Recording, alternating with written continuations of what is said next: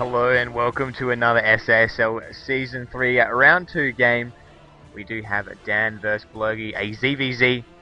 Just waiting on confirmation from both of them. Will be Cloud Kingdom LE, of course, our first map.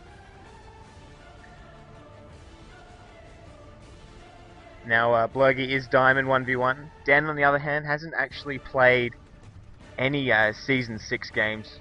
I don't think he's played any games for the last two series, so sorry, 2 seasons. So I'm not exactly sure what level of skill he's at. It looks like we're about to start,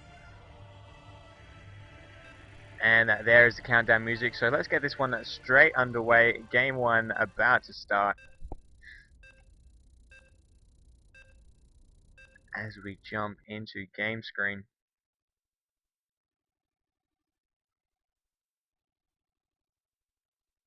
It is, what is it?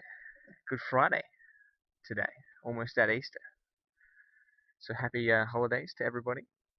Long weekend, always a good one.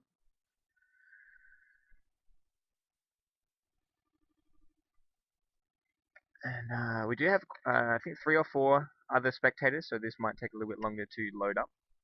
Oh, no, pretty good. Very impressed with that. So we'll jump straight into introductions, and then we'll get the scoreboard going. So, sporting in our bottom left-hand corner, we do have the Red Zerg.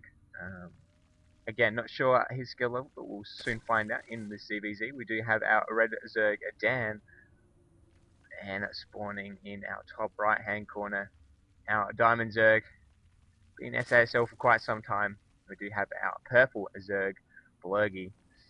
Now, Blurgy used to be called Blood, and then I think he changed, and then again, and then, I don't know, changed to Blurgy, so he has gone through a few name changes.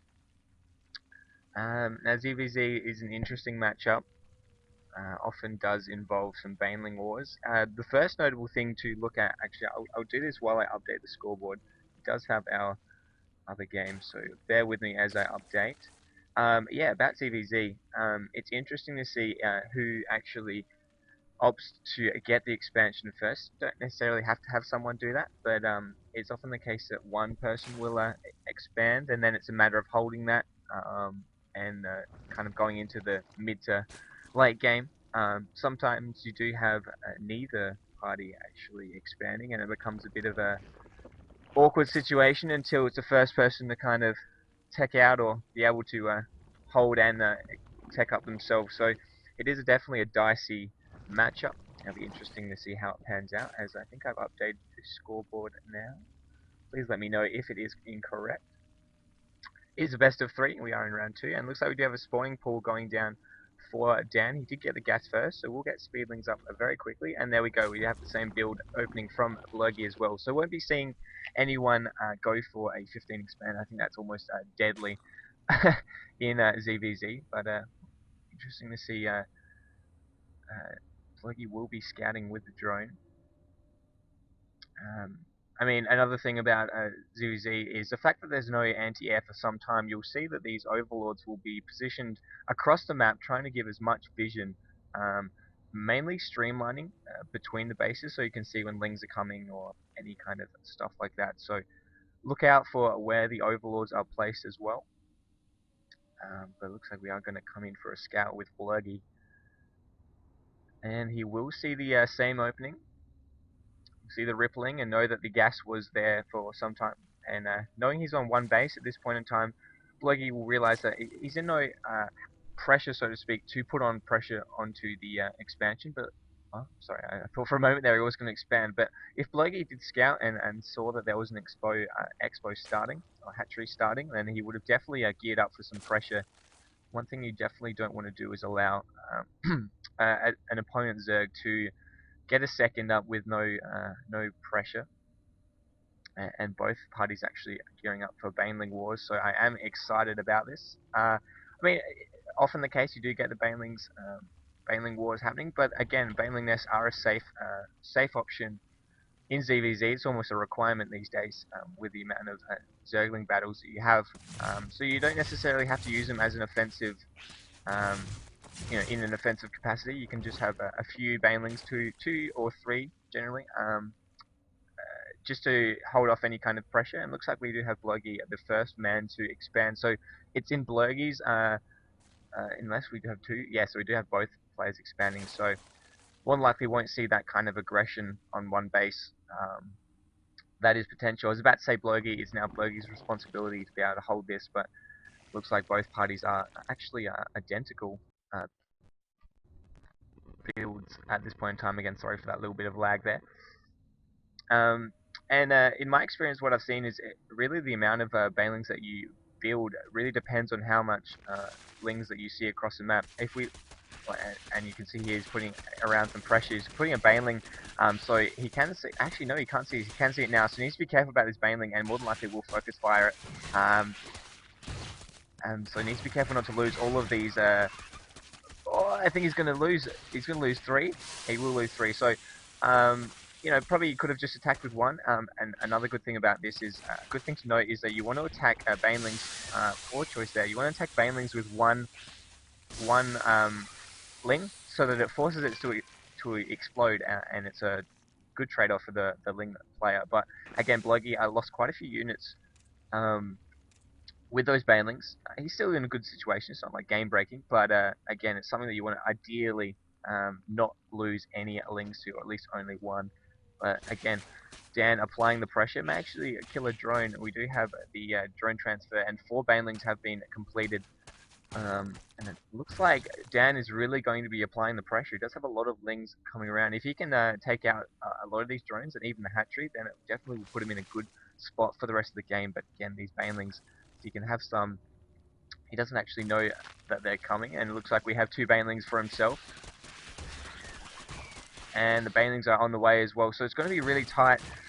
Back and forth, and really it often comes down to one. And see, this is the thing I don't like, is the fact that Blurgy is attacking with 3 lings.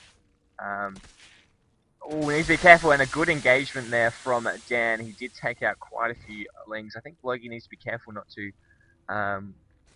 We need to be careful with how he uses his resources.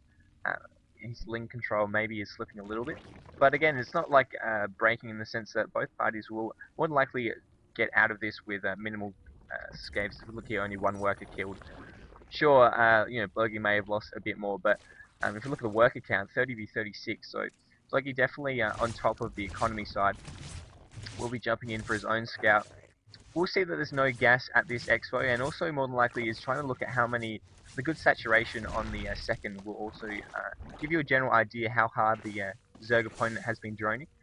And that will also give you an idea of how many units, offensive units they have. But we do we have Lev? No, so the notable thing is Blurgy still is on hatchery tech, while Dan just completed Lair, and more than likely, and we do see that, we'll be researching Roach speed.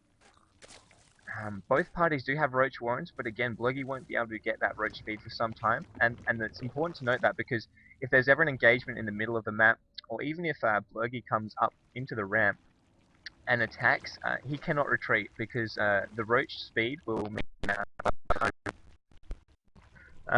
the Roach speed will mean by the time he gets home, he won't have any roaches left. And Dan did make an overseer. Did see the second gas being taken. Both parties actually taking their 4th gases. So interesting to see what is used by that. We do have double upgrades starting from Dan. If we look back home, is there an Evo chamber? There is no Evo chamber up, unless I'm mistaken. He is making his first one now. So Dan ahead in terms of the tech. He does have Lair up. He does have Roach speed almost complete. He is getting 1. He isn't getting a. He already has 1 attack. So Dan definitely ahead in the upgrade count, and it could actually make quite a big difference depending when the engagements happen. But yeah, and I guess when I was talking about earlier about this. You know, spread of your overlords. It's a nice spread here. Like Blurgy can be at home and he'll see almost every single path route possible for Dan to attack, and that's an important aspect, because if he sees 7 roaches coming through, then he will need to make sure that he has the appropriate units to counter that.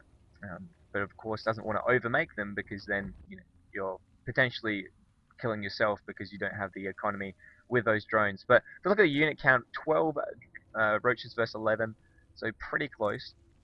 Both parties getting their 3rd up. So it's pretty mirror matchup at the moment.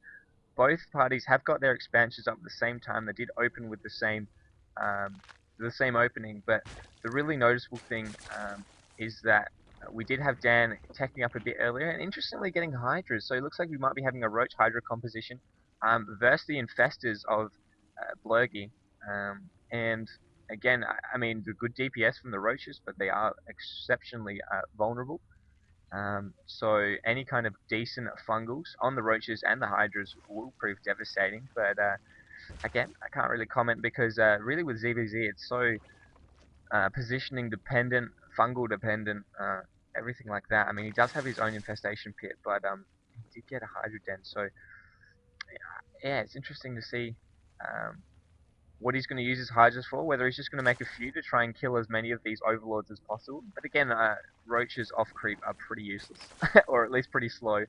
And he is actually getting a fast hive. So Dan, interesting. I'm not exactly sure. He doesn't have a Spire, so maybe going Ultras, or maybe just getting a hive early so he can get that 3-3 started as soon as possible. Dan does know that the third is here. If we go into Blurgy's camp, he has now seen that there is a third. And it will be interesting. I don't think he's going to get up. If he could get up, he would have seen that there is hive tech on the way, which is very important and very valuable information. But nonetheless, 7 infestors on the way for Blurgy, so he does have an opportunity to hit before upgrades kind of kick in for hive tech. Upgrade count 2 to 1. Level 2 upgrade almost halfway complete. Whereas if we look at the camp from Blurgy, he's 0-1. So definitely Dan is in the advantage with the upgrades, and that's quite an upgraded lead. He does have +1 both in armor and weapon, and actually getting tumbling claws, interestingly enough, if you look here. So we'll be seeing some burrowed roach play, and there we go. We are starting that level 3. So the not gearing for ultras or broodlords just yet, just getting that hive so we can start level 3 upgrades. And Dan did actually make a few hydras just to try and get rid of the overlords, so was correct in that, but I'm surprised. Interesting technique. And Dan looks like he's going to be going for the mineral line. If we look here, there's only a queen, so it's going to be really dependent how quickly Blurgy can react to this. If we look, where's his attention at the moment? Let's jump on his cam. His attention is definitely not at home. I will jump over to the base when the banelings come through. And they are coming through now. Needs to be really careful. This is going to do a huge amount of damage. And oh my god, getting so many drones. And Blurgy must be kicking himself at the moment. We look here, 12 workers killed.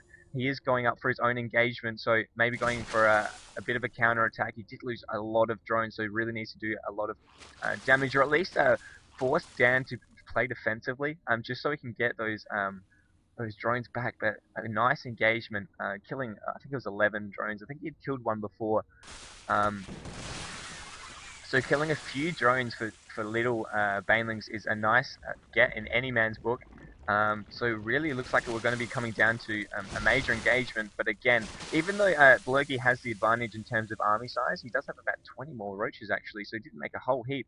And infestors, it'll be interesting to see how this upgrade play comes into account. We do have a 4th being taken from Dan as well. Look at the army size, pretty close. I mean, 30 is a decent amount, but it looks like we're gearing up for Blurgy to attack the 3rd. Roaches are coming through, need some nice fungals, and Blurgy definitely with a better army size than Concave, forcing, well, interestingly, he's going for the mass infestors, not gearing up for any kind of fungal play, and will take this 3rd down quite convincingly. And you feel Dan's in a bit of a pickle at the moment. He is getting a Spire Tech, but and I feel like he will hold this just with those upgrades. He does have fungals out, huge fungal on those roaches, and he will hold this. But again, did lose his 3rd, but he does have a 4th, and now a 5th as well. Is that? No, that's now his 3rd and 4th. But again, those infestors didn't actually use any fungals. Interestingly, Blurgy did opt for mass infested Terrans. And I feel like if he had done some fungals, he would have forced the roaches to stay there, and he could have just absolutely annihilated them. But nonetheless, he would have seen that there is an upgrade advantage to Dan.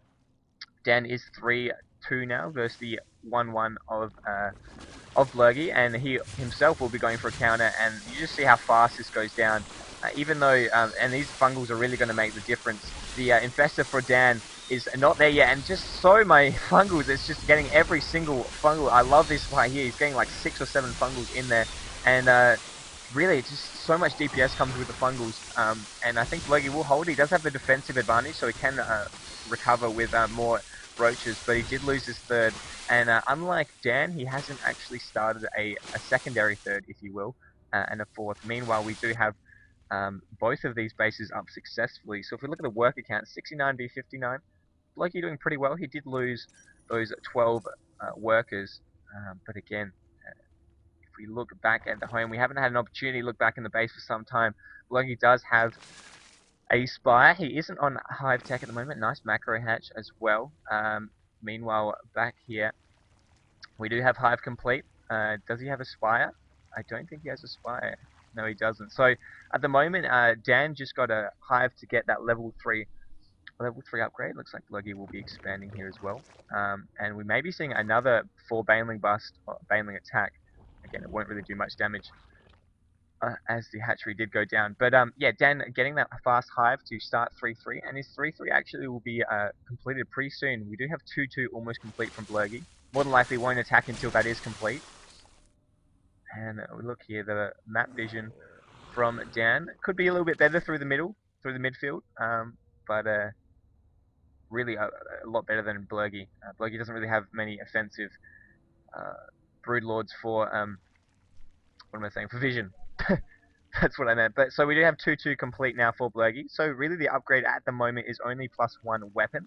It will soon be +1 weapon and +1 armor, but it was exceptionally important that Blurgy got that 2-2 up as soon as possible, because there was a moment in time where he was 2 upgrades behind, and that's never ideal. Meanwhile, sorry for missing that, we do have a cancel on the third, and the good thing about that is it is free free energy, free units. They will recover their energy quickly, and it does mean that he does deny the third for a little bit longer. But if we look at the vision of Blurgy, I don't think he doesn't know that there are bases down here and here. So interesting to see. If we look, Dan will be able to see that this is on the way, and might be able to get some free fungals. We'll get a nice fungal on a significant amount. I think that's like, what, 18, 20... Oh, it's about 18 roaches, so softens them up a little bit, but Blurgy definitely does not want to push up the ramp. It will mean that it will have to be funneling in through the ramp, and those are infested, those are fungals will just decimate his army. But it looks like we do have a spire almost complete for Dan. We may be seeing broodlords. The fact that roaches can't hit up is always a good thing. And it looks like we're about to have another engagement. Needs to be careful with these infestors. Did lose one, but some huge fungals going down. If we turn on the unit bars, and Blurgy now finally getting his own his own fungals, and the entire army is just fungals. So I really am impressed with Blurgy's fungal play, but both parties are doing exceptionally well, and it's just it's really. And I think Blurgy definitely has an opportunity to take down this expansion. Needs to leave a few here so that the roaches can't escape, but it looks like this third will more than likely go down, and killing a lot of drones as well. This front line from Blurgy will go down pretty quickly. He does have a nice concave, but again, the 3-3 versus the 2-2 is going to make quite a big difference, and this hatchery will go down. More than likely, Blurgy will retreat from here. But if you look at the army size, 78 v 100, I'm really impressed by Blurgy's macro ability. Despite being behind on upgrades, he's holding a lot of engagements pretty well, because he can just remax on roaches. He's about a quarter of the resources left as Dan, but again, he's almost 160 v 143, another 40 odd in army size, and Blurgy now on the defensive foot. Important to note, he did take out that Axwell. If we look at the workers killed, he did take out about 20 workers, so a good deal there. 58 v 48 drones now, still in the lead of Dan. Dan has always, I believe Dan has always been in the drone lead, and looks like he'll get all of these infestors, which actually is devastating. He does have one left, needs to be careful, and the infestor goes down. If you look at the units, Blurgy now has no infestors, which is a pretty big deal. He had something like 6 on a lot of energy, he does know that there is an infestor here, but he can't. He's not Terran, so he can't scan it. He could see the potentially see the ripple in the ground if he was looking out for it. But yeah, that was a huge deal getting those infestors, and it looks like we do have a greatest fight almost complete for Dan. So the fact that there's no more infestors, we do have 3 more on the way, but the infestors really at the moment is all that Blurgy has to counter any air. So Dan definitely has an opportunity at the moment as these 2 roaches just get annihilated. Definitely has an opportunity now to use that advantage. Um, and a Zergling actually burrowed here. Could actually do quite a bit of damage. 3-3 upgrades is quite a big deal, but we do have an opportunity for Blurgy to come in while we do have Broodlords morphing. Needs to do a lot of damage with sick fungals on those roaches. Needs to be careful. Does he have any more? He doesn't have any more energy, so this second will go down, and Blurgy is just going to trade this army. He does have a few more roaches. He doesn't have really much money left. And these Broodlords are going to come in. They're definitely going to clean up, but it's a matter of how quickly they can clean up, whether or not Blurgy does the damage they needs to. Ideally, would like him to attack some of the key buildings, like the Hive or the Greatest Fire or something like that. But these Broodlords are just going to rip through these roaches, and only now realizing that he has an opportunity to take out some key buildings. Definitely never had an opportunity to take out the army. And again, he could have taken out a lot of key buildings. That Greatest Fire would have been quite a big get. But again, these Broodlords are going to be significantly advantageous. We do have Hive completed for Blurgy. And it looks like he is getting up some Corruptors. And getting his 4th now. So, I mean, ideally, probably Dan wanted to reveal these Broodlords on an offensive. So Blurgy didn't have as much time to react. But still in a good situation. 67 workers versus 38 for Blurgy. So again... And I don't know why there was no GG there. I thought it was a very mannered game. But interestingly, Blurgy just leaving the game. Maybe he's frustrated with his play, I'm not sure. But Blurgy is defeated in the first game. Dan, always one step ahead, I felt.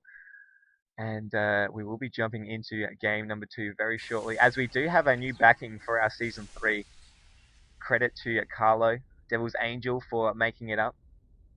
As we get some music going. We'll be back shortly with game number 2.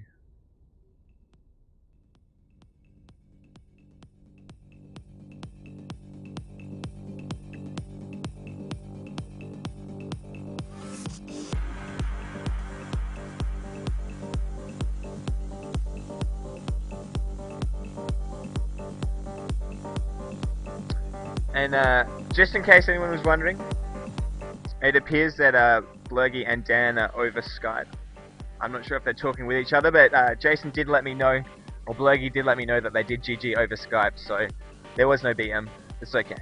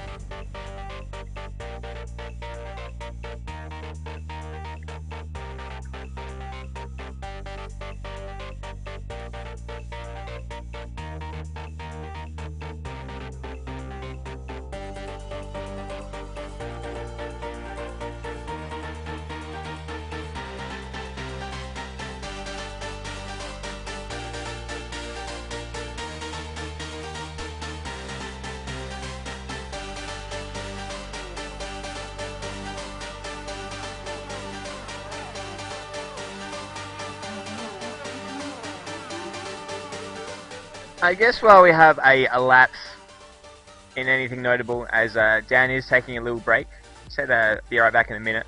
So while we have our backing screen, as I said, from Devil's Angel, we will do our sponsor shout out. So as you can see, brought to you by, we do have 3 major sponsors, or 3 sponsors, at least for our prize pool for Season 3. In our top left hand corner, our major sponsor, Juice Studios, for cheap and reliable Australian-based web hosting. Go no further than juicestudios.com.au. Down the middle we have Terra Australis, one of Southeast Asia's most established StarCraft 2 clans. Terra Australis is a perfect clan for any StarCraft 2 enthusiast. Be sure to check them out at www.clan-ta.com. And finally, a Channel 4 News team at the bottom, a group of gaming enthusiasts delivering high quality reviews and previews of games on the horizon. be sure to check them out at www.c4nt.net. And thank you again to all of our sponsors. Big fans.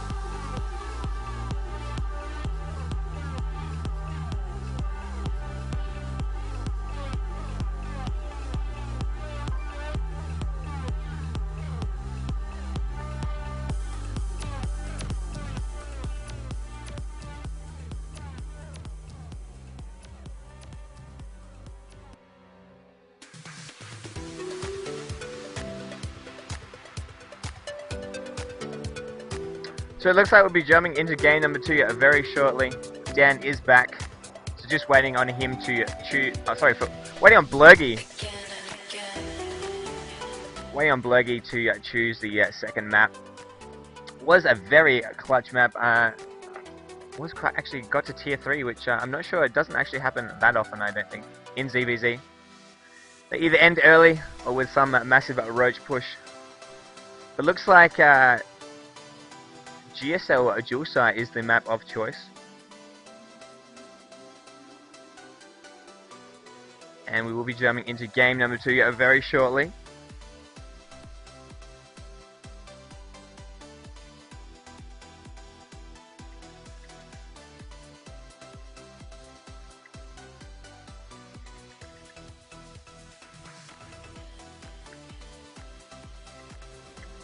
And here we go, jumping into game number 2 right away as I jump into our gameplay screen. And I'll take that off for a moment.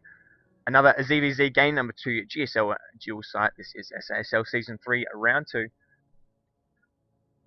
And let's jump straight into it once everyone loads. A few more spectators of this map. Unfortunately, I'm not a referee of this game.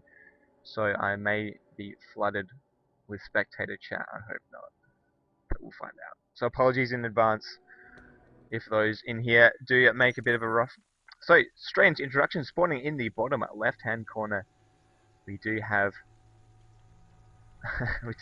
our purple Zerg Blurgy, and spawning cross positions on this 1v1 map. Obviously we do have our dark blue Zerg. I almost mixed up those colors. Dark blue Zerg, victorious in game number 1. Interestingly enough, getting that upgrades, and was always a step ahead, I felt. So we do have, see if he does that again. We do have our dark blue Zerg Dan, and I think these guys know each other at least a decent amount. Nice little chat between each other. Yeah, so I guess recapping on the first game. We did see both parties opting for that gas into pool. So interesting to see if that is the same opening on this map. Both parties did get banelings off one base, but then did expand behind that, gearing up for roach play.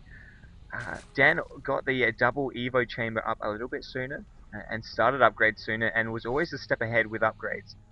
He did actually get a Hydralist Den and was able to pick off quite a few overlords, but didn't really use them at all in the in terms of any kind of engagements. I think he just made a few to try and get rid of the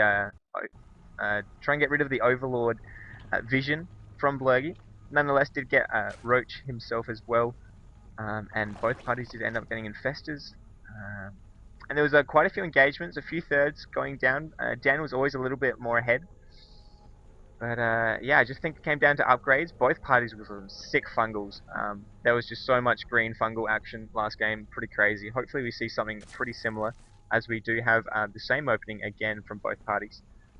Um, but yeah, there wasn't really that much, I guess notably, there wasn't really that much in terms of Baneling Wars. It transitioned into Roach play very quickly.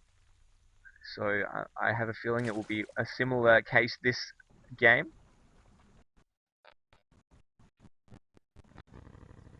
Apparently they know each other from WoW, thank you, Dude Broski. So that is why they perhaps are a little bit more friendly with the chat. Terra Australis logo is actually they are a sponsor, Divinity. So thank you again to Richard and Fady as well was one of the key ingredients, or rather the key players in having that sponsorship come through. So we do thank Terra Australis for their sponsorship. So all three of those logos you see down there are our sponsors.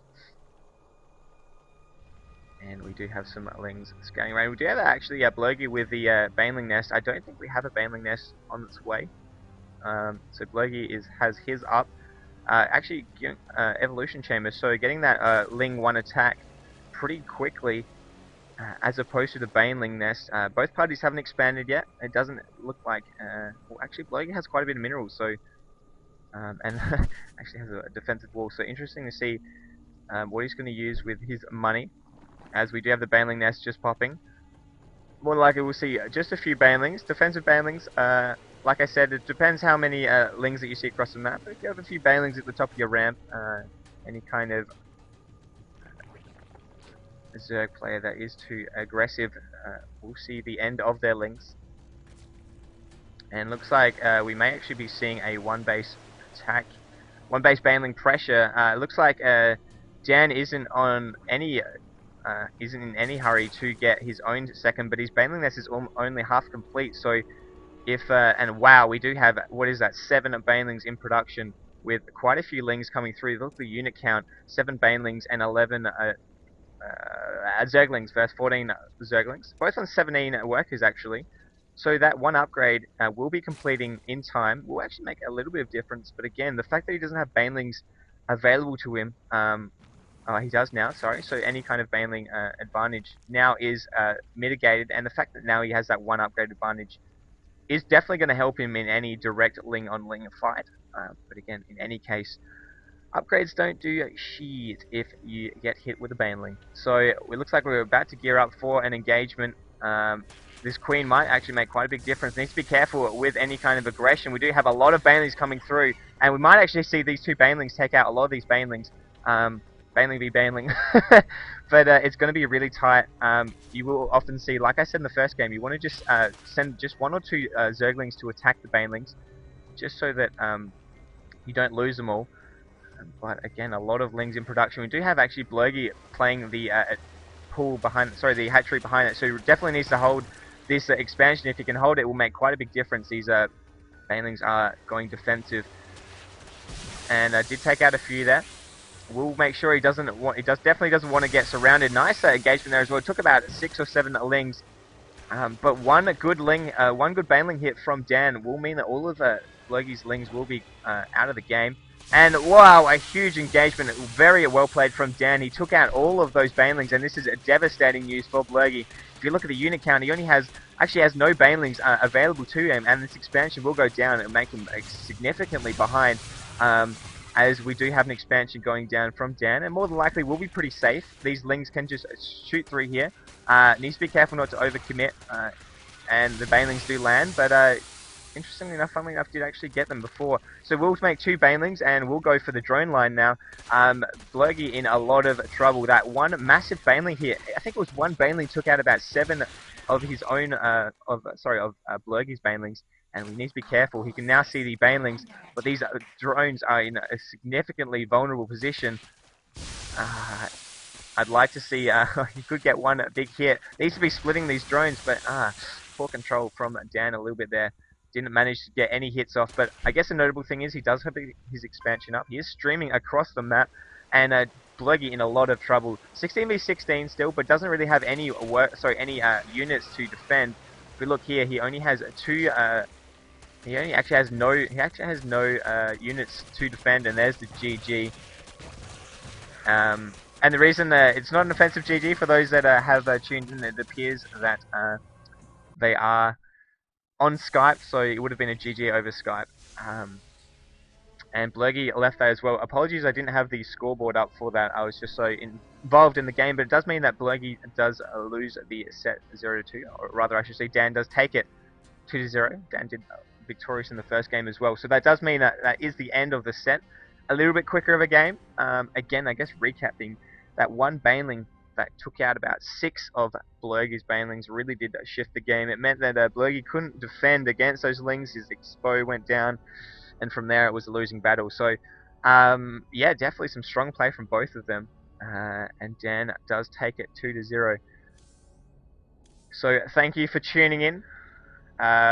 May have some other games lined up over this weekend. Hopefully we will. But be sure to subscribe if you haven't. We have plenty of games still to go. And thank you again to our sponsors and everyone for tuning in. And we'll see you guys next time.